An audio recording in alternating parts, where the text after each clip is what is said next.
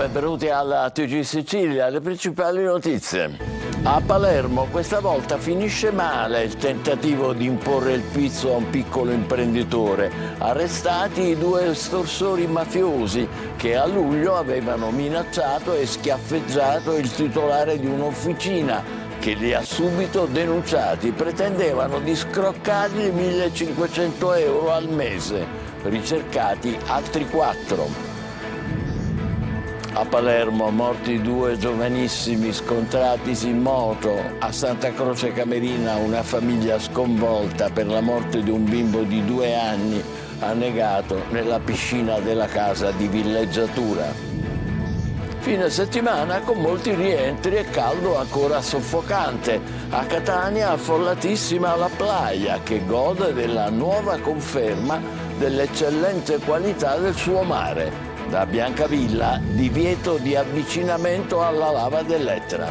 Guerra dei tornelli atto secondo a Mondello. Dopo la rimozione dei sistemi di controllo, i gestori dello stabilimento denunciano minacce e un clima di illegalità. La gente occupa la spiaggia, allestisce tavolate, attira i venditori abusivi, rifiuta di andar via. A Castellammare del Golfo in campo la società civile con l'associazione Muschio Ribelle che tappezza la città di questi manifesti con la Madonna del Soccorso, patrona del paese, e le scritte "Liberaci dagli incendi dolosi, dalla corruzione, dal turismo di massa". Nella Valle dei Templi di Agrigento Mario Venuti affascina il pubblico in un suggestivo concerto tra le colonne doriche. Insieme ai suoi successi più noti, presentati i brani del nuovo album Tra la carne e il cielo. Calcio, Palermo pronto all'esordio in campionato. Domani sera al Barbera arriva la Reggiana. Sugli spalti attesi oltre 27.000 spettatori. A Catania pochi i dubbi di Toscano sull'11 antifoggia per la prima stagionale al Massimino. Aloe giocherà in mezzo al posto di Quaini. L'ingaggio di un attaccante resta la priorità del DS Pastore.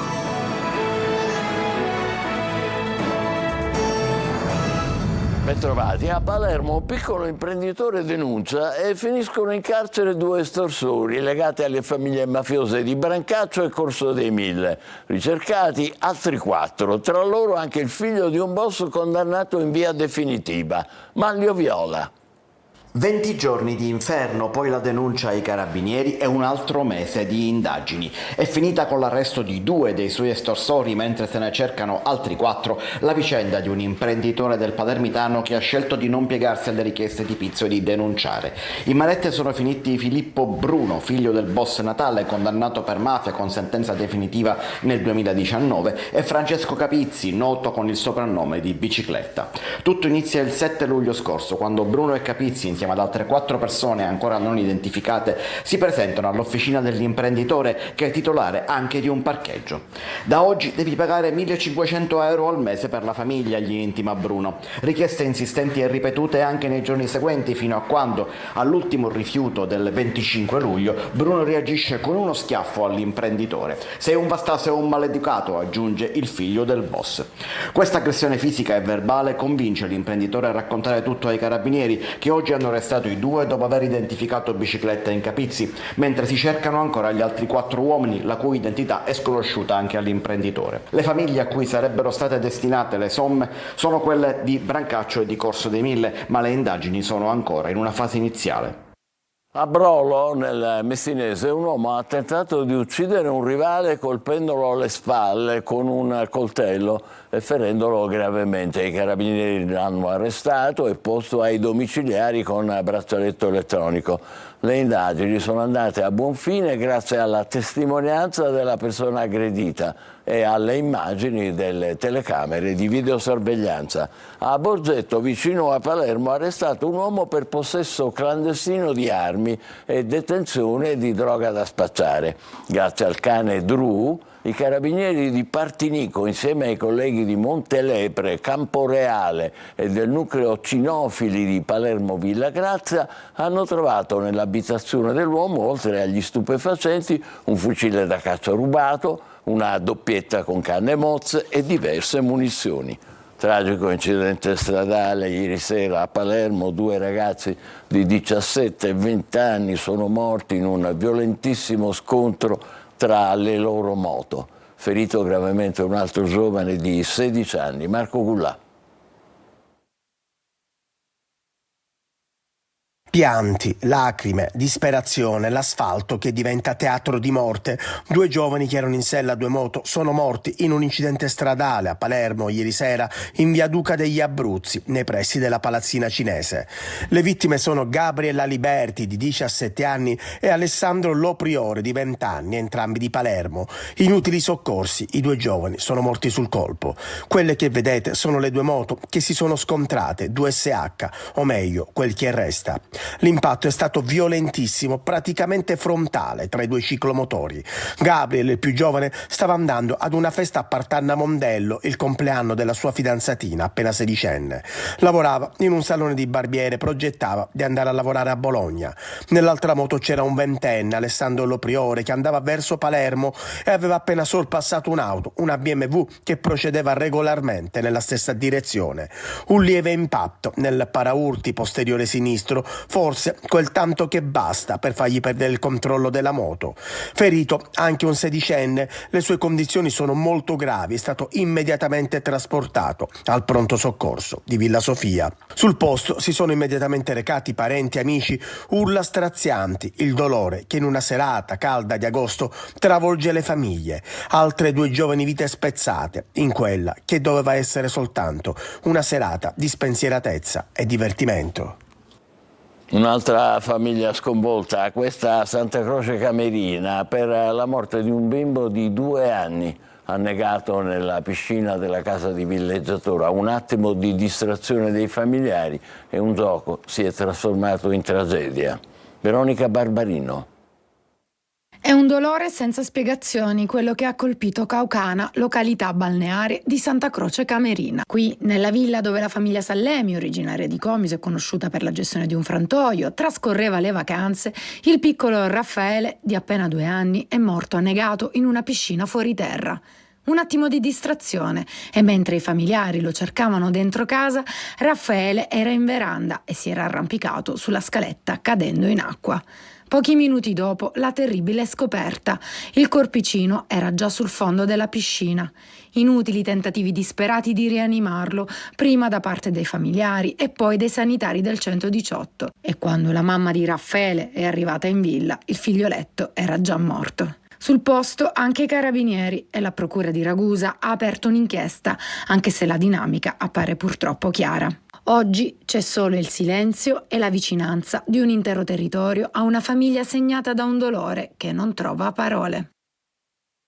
Voltiamo pagina, fine settimana di rientri con traffico da bollino rosso sulle principali arterie stradali. A Catania affollatissima anche oggi la Playa, che gode della nuova conferma dell'eccellente qualità del suo mare. Desiree Ferlito. Ritorna a casa per gli italiani in vacanza. Dopo settimane di partenze e spostamenti record, il traffico si concentra ora sul controesodo. Secondo le stime dell'Osservatorio Mobilità Stradale di ANAS, solo tra oggi e domenica si registreranno circa oltre 12 milioni di spostamenti di veicoli lungo la rete stradale e autostradale. In Sicilia il traffico si concentrerà sulla A19 Palermo-Catania e la A29 Palermo-Mazzara del Vallo. Bene il turismo per la nostra regione. Secondo i dati diffusi da Confimpresa, si conferma tra le mete più scelte degli italiani. Per mare e turismo si fa sempre più strada a Catania, dove il luogo comune di mare poco pulito è smentito dagli ultimi dati pubblicati sul portale delle acque del Ministero della Salute, che certificano l'eccellente qualità dell'acqua. Buone notizie anche per la scogliera, ottimi i valori riscontrati a San Giovanni Licuti. Per Ignazio Ragusa del Sindacato Italiano Balneari, la Playa potrebbe presto ottenere la bandiera blu. A sedurre i turisti, oltre il mare, c'è anche il buon cibo, i dolci in particolare. Tra tutte le regioni italiane, proprio la Sicilia a conquistare lo scettro di regina del gusto. Lo conferma anche un recente sondaggio promosso da The Fork, la piattaforma leader per la prenotazione online di ristoranti. Intanto continua l'attività delle 3 bocche eruttive in cima all'Etna. Il Corpo Forestale della Regione ha effettuato nella serata di ieri un nuovo sopralluogo. È stata raggiunta la frattura che vedete, si era aperta il 20 agosto a quota 3.100 metri, mentre l'eruzione ha modificato naturalmente il paesaggio intorno alla bocca di quota 2.009.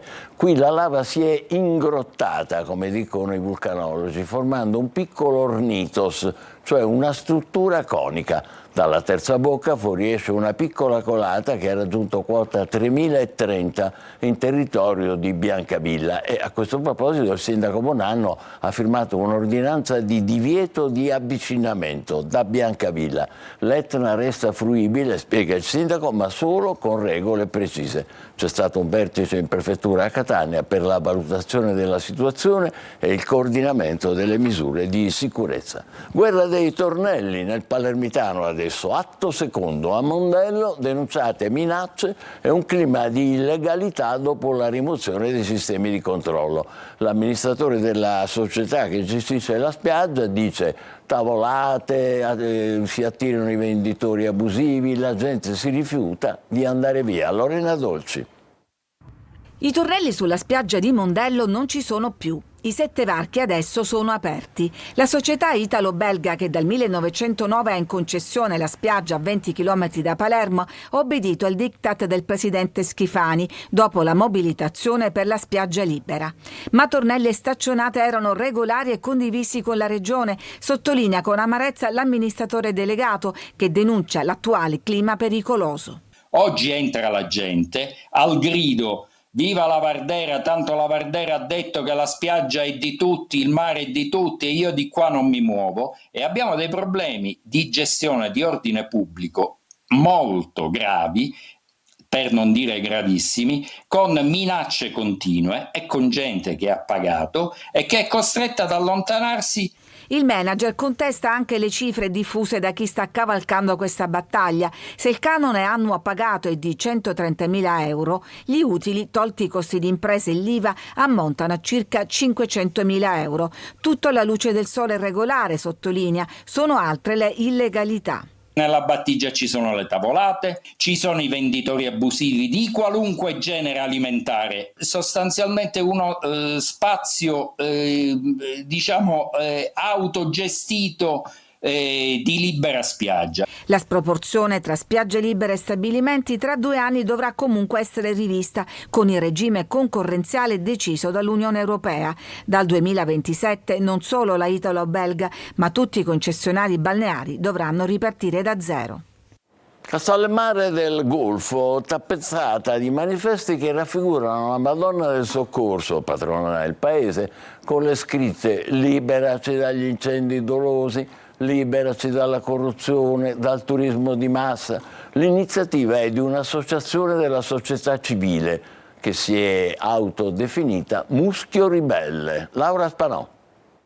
Castellammare del Golfo si è svegliata in questi giorni tappezzata di manifesti che raffigurano la Madonna del Soccorso, patrona del paese, e le scritte "Liberaci dagli incendi dolosi", "Liberaci dalla corruzione", "Liberaci dal turismo di massa". L'iniziativa è del gruppo Muschio Ribelle, che raccoglie cittadini di tutte le età. A raccontarci l'iniziativa è Rita Ventimiglia, una delle promotrici. I poster prendono la figura della Madonna del Soccorso, che è la patrona di Castellammare del Golfo, per portare alla luce una serie di criticità che affronta in estate il territorio castellammarese e non solo, prima tra tutte quella degli incendi che affliggono la Sicilia e il Sud Italia in occasione di eventi di scirocco. Ricordiamo lo Zingaro che ha preso fuoco meno di un mese fa, Castellammare stessa che ha preso fuoco ieri, e il problema del turismo di massa che porta alla privatizzazione delle coste e che oltre ad essere un danno per gli ecosistemi marini è un grande disagio per i residenti, che trovano degli impedimenti nello svolgimento delle loro attività quotidiane,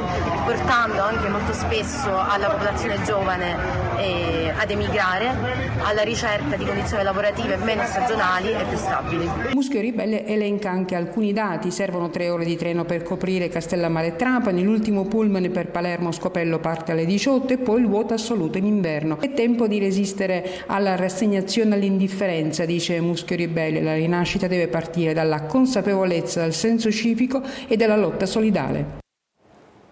Trapani, dopo lo scandalo dei referti ospedalieri in ritardo, una delegazione di Forza Italia con i parlamentari nazionali Mulè e Gasparri in visita all'ospedale per verificare se le cose sono cambiate. Ancora Laura Spanò.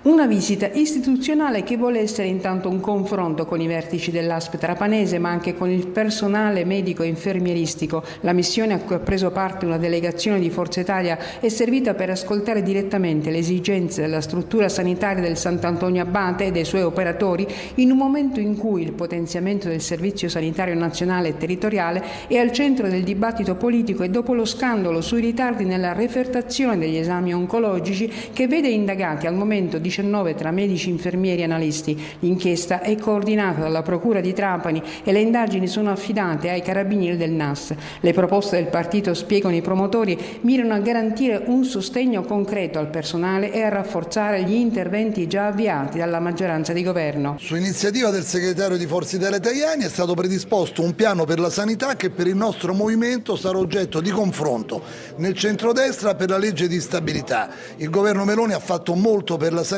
ma noi riteniamo che serva uno sforzo ulteriore per più posti letto, più medici, più infermieri. Abbiamo proposte precise, le stiamo illustrando sul territorio e dal territorio traiamo ulteriori proposte. Per noi la sanità e la salute dei cittadini sono una priorità assoluta. Alla missione erano presenti anche Giorgio Mulè, vicepresidente della Camera dei Deputati, Stefano Pellegrino, capogruppo all'Arse e componente della Commissione Salute, e Toni Scilla, segretario provinciale di Forza Italia Trapani. Meno di un mese e anche in Sicilia migliaia di studenti torneranno a scuola e questi sono i giorni in cui si acquistano i libri con un aumento dei prezzi di copertina che non passa inosservato.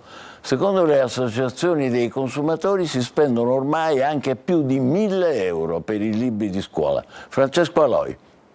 Le aule sono ancora vuote, ma passato il Ferragosto si pensa subito al ritorno tra i banchi. Ancora 3 settimane e poi suonerà la prima campanella. E come ogni anno torna il problema del caro libri. Sono arrivati alle stelle i prezzi. E sinceramente sta diventando difficile per le famiglie. Il contenuto dei libri ogni anno è lo stesso, non è che cambia qualcosa, però le famiglie sono obbligate a cambiare per forza ogni anno. Chi dovrà frequentare il primo superiore potrà spendere quasi 700 euro. Per la prima media invece ne serviranno poco meno di 500, ma includendo quaderni, diario, astucci si superano i 1.000 euro. Per le associazioni dei consumatori si tratta di una vera batosta per le famiglie. Giustificazioni che non sono giustificabili, come l'aumento costo carta o peggio ancora nuove edizioni, solo perché hanno aggiunto un esercizio o una frase in più nel testo. Così c'è chi acquista libri usati quando possibile o si rivolge all'e-commerce. Obiettivo: provare a risparmiare un po'. Nelle librerie infatti non c'è più la fila di una volta. Ormai i libri molti vengono acquistati online, ma anche l'usato sta calando perché spesso fanno utilizzare i codici digitali. Agrigento, un'alba tra musica e mito nella Valle dei Templi. Mario Venuti ha affascinato il pubblico con un concerto suggestivo tra le colonne doriche, emozioni senza tempo nel cuore della Magna Grecia. Davide Sardo.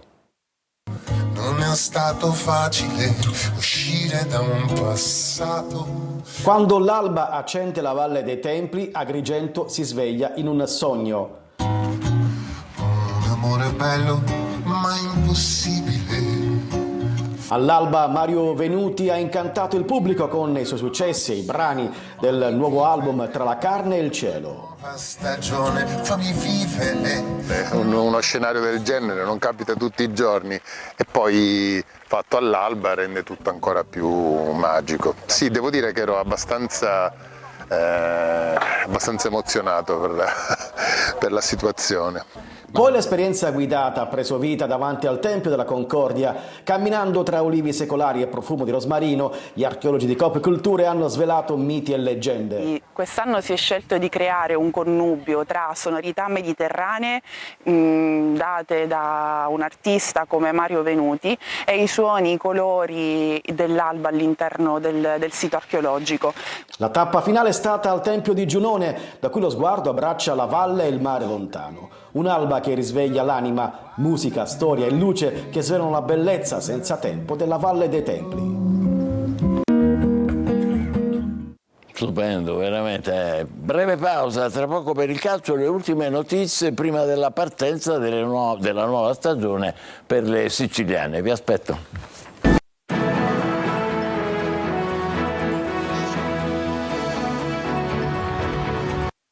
Calcio, tutto pronto a Palermo per l'esordio in campionato al Barbera. Domani i rosanero sfideranno la Reggiana. Pochi dubbi di formazione per Pippo Inzaghi, attesi sugli spalti oltre 27.000 spettatori. Marco Gullà. Ed è già vigilia. Il campionato del Palermo inizierà domani al Barbera contro la Reggiana. Oltre 27.000 spettatori, il pubblico delle grandi occasioni per vedere all'opera il Palermo di Pippo Inzaghi. Iniziare con il passo giusto e il diktat di Casa Palermo. Una stagione in cui questa volta i siciliani non possono sbagliare. Occorre sacrificio, dedizione e soprattutto punti. Tanti per arrivare in Serie A.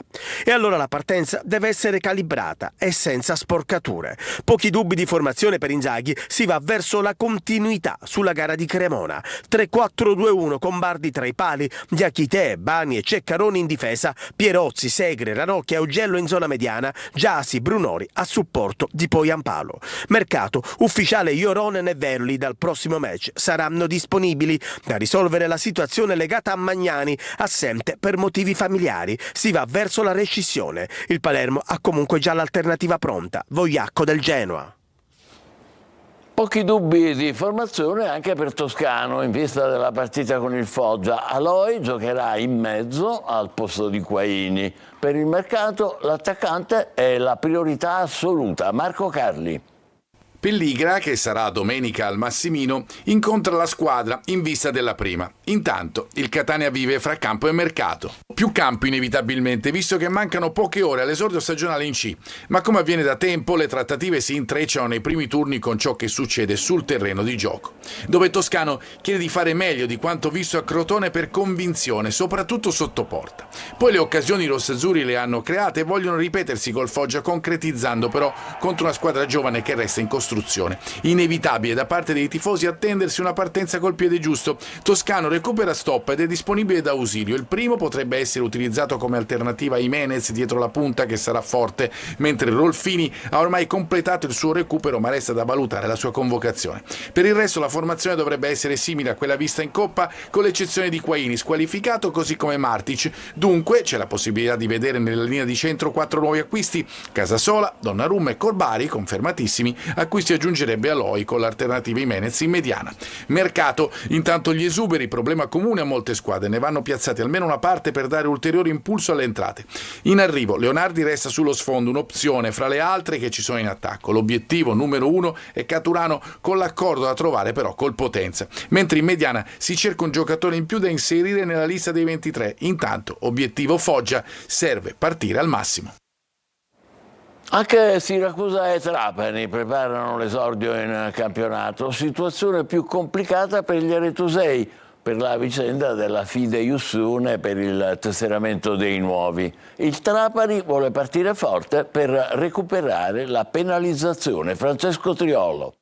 Si avvicina la prima giornata di campionato, Siracusa e Trapani saranno impegnate in giorni diversi, domenica sera in Granata di scena a Casarano, lunedì in posticipo gli Aretusei sul difficile campo di Salerno. Il Trapani è atteso ad una partenza forte per recuperare il gap degli 8 punti di penalizzazione che si trascina dalla scorsa stagione. La rifinitura di domani, prima della partenza per la Puglia, dovrebbe dare le ultime indicazioni a Totò Aronica, che ha tutto il gruppo a disposizione.